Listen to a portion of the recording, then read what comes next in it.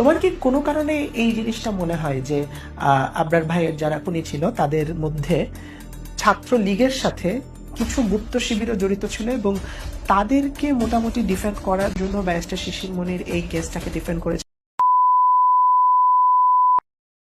বুয়েট ছাত্র আবরার ফাহাদকে নির্যাতনের শুরুটা করেন ছাত্রলীগ নেতা মেহেদী হাসান রবিন।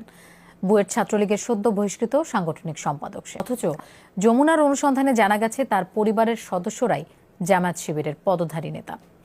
জামায়াতের হয়ে নির্বাচন আর মামলা মাথায় পলাতক পরিবারের সদস্যরা।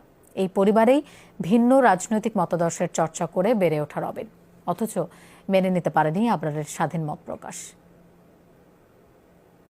বুয়েট শিক্ষার্থীদের চিহ্নিত ফুটেজ আর জবানবন্দিতে তদন্ত কর্মকর্তারা জানতে পারেন আবরার ফাহাদকে নির্যাতনের প্রথম আঘাতটি করে মেহেদী হাসান রবিন।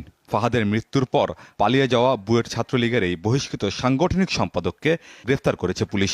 তার গ্রেফতারের খবর জানার পর থেকেই গ্রামের বাড়ি রাজশাহীর পবায় প্রতিবেশী আর স্বজনদের ভিড়। স্থানীয়দের অভিযোগ, ক্ষমতাসীন দলের রাজনীতিতে সদ্য যোগ দিলেও রবিনের পরিবারের সদস্যরা জামায়াত ও শিবিরের রাজনীতিতে পুরনো মুখ।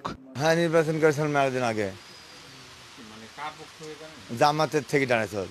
রবিনের দাদা মমতাজ উদ্দিন ধর্মভিত্তিক রাজনৈতিক দল জামায়াতের নেতা। দাঁড়িপাল্লার প্রার্থী হয়ে অংশ নিয়েছেন স্থানীয় নির্বাচনে। চাচা ইমরান আলী জড়িত শিবিরের রাজনীতির সাথে। নাশকতার 4টি মামলা আছে তার বিরুদ্ধে।